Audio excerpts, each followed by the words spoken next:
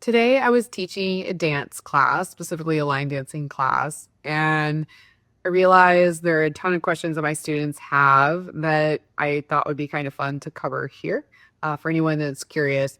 So, most people probably know line dancing is what I like to consider the stereotype that it's something you do in a cowboy hat and boots, and it's in a country bar, and you dance country music, and that's basically all you do. It's definitely not. It's not just something that's done in bars. It's not something that's just done to country music. We dance to all types of music. Um, got my little helper here today. She is a bit of a distraction, as always. Anyway, it's yes, it's not just something that we do in bars. It's all over. It's not just something that's done in the United States. It's done all over the world, and it's just a really cool thing. It's a really cool community. So I thought we'd just dive into some of the questions that, um, answering some of the questions that my students had for me tonight here as well. So one thing that I thought was really fun, I guess it really wasn't a question, it was just kind of the way the conversation went. I was talking to one of my students, and she was so surprised that this is something that you can do everywhere. And I told her it's kind of like yoga. You've probably heard of people that go to yoga retreats all over the world, and it's a very similar thing with dance. It's not just line dancing that is this way. It's all different forms of dance. West Coast swing as well is growing, but is starting to be very, very big all around the world as well.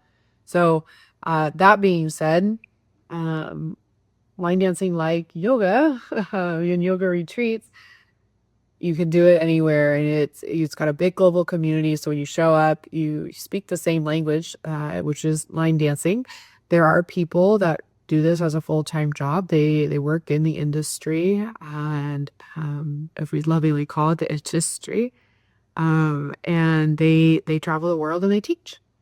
Just like a yoga instructor can travel the world and teach. And yes, they are paid to do this. They receive accommodation, travel expenses, all that fun stuff. Um, so it's not just something that's like your local instructor at the bar or some college teacher, that's a college kid, teacher, student. I don't want to call them kids, but because also a college student that's teaching at the local bar. This is a full industry. It is a profession that people have, and it takes people all over the world. And it's not just teaching, say, in different venues. There are line dance holidays and line dance cruises. And I know they're hosted on, I think the only places I don't know them being hosted is South America and Antarctica. Antarctica for obvious reasons. So I've definitely line danced on a ship down in Antarctica. Fun fact. That being said, there are people that lead holidays. There's plenty of other like travel agencies. Not one that comes to mind is like King's Hill Dance Holidays in the UK.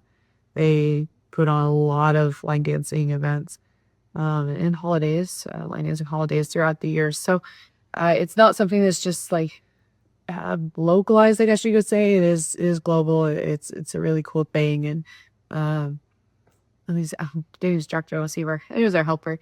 There's our other helper. She always, comes up and it likes to help out. Yes, by the way, if you've been here for a while, she's missing her cone today. We're working with the vet, so we're hoping that we're maybe getting towards a solution for the fur chewing habit that she has. I digress. That's a little update on the little one, but I digress. So, what else about line using questions that they had? They asked fun questions like, "What do you do with your arms?" And I'm like, "Oh my gosh, I love this question. What do you do with your arms?" You could do whatever you want with your arms. Pretty please don't stick them in your like jean, belt loop holes. And yeah, that's a little antiquated. No, we're at the end of the day, we're dancers. There's tons of things you can do with your arms. I like to tell my students just to have fun with it. Some pieces of choreography do have choreographed arms. Some people like them, some people don't. There's like a huge debate about it. I don't really know why. At the end of the day, we're dancers. Just about any dance form uses our arms, whether you are dancing something like ballet or in a partner dance, still using your arms, maybe in a different way, but your arms are being used. I like to tell people, for heaven's sakes, use your arms when you walk. So don't be afraid to use your arms when you line dance. Do what makes you happy. Freestyle it, have fun. It's part of it. Um, Pardon me coughing. I'm almost past the cold recovery that's been ongoing for the past like week and a half. I don't even know. I digress again. What other fun questions did they ask? They asked about resources. They had no idea that these dances are published at various different places, both written out in what we call step sheets. So you can see the counts and the word descriptions for the steps that you're doing. And there's also a bunch of YouTube videos that people create, which are so helpful for demonstrations and walkthrough as well. They had no idea that existed. There's plenty of places, and there's a growing number of places, but the biggest ones um, that people still use, I would say, would be Copper Knob, Line Dancer, and there's a new one called Boot Stepper, which is really cool as well. Tons of new features. So check out those three if you're interested in it. Um, Gosh, questions. They had so many great questions today. It was just so fun. Um, I just get overwhelmed.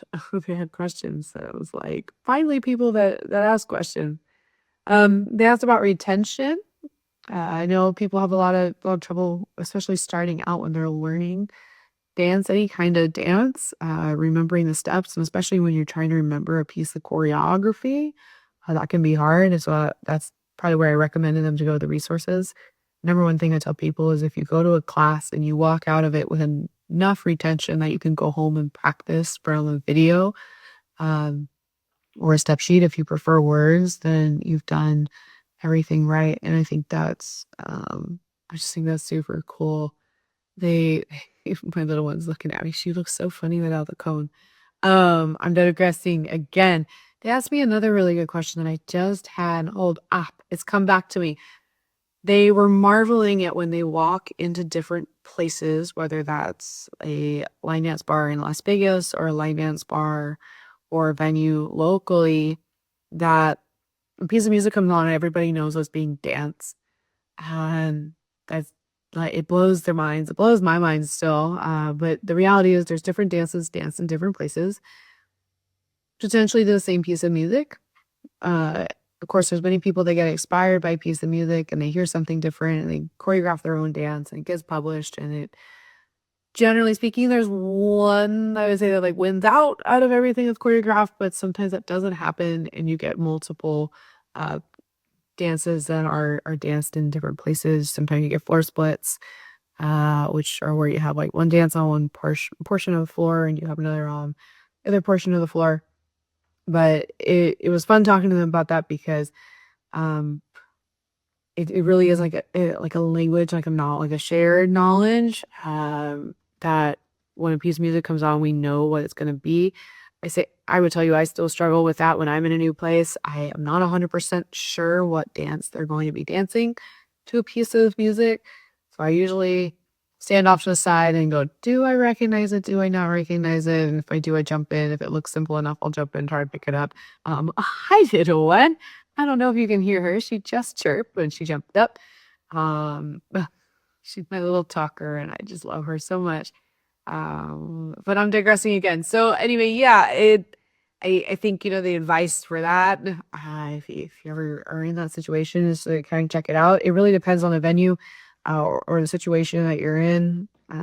Sometimes you go to a venue and they do announce the dances that are coming up by name, so you also have to know the name of the dance that you're dancing. It's not always named after the song, but it is helpful. It's a really helpful tool. There's different tools you have to like DJ Feed and some other new ones that are coming out.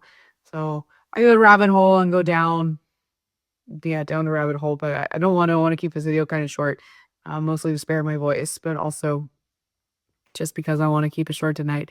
So And as I always do, I'm always excited to have people here. I really don't know where this channel is going. I'm just sticking with trying to post every day and see what comes of it. So, as always, I'll drop, my link down there, my blog, newsletter, and if I recall, I'll drop some of the resources I talked about down there as well.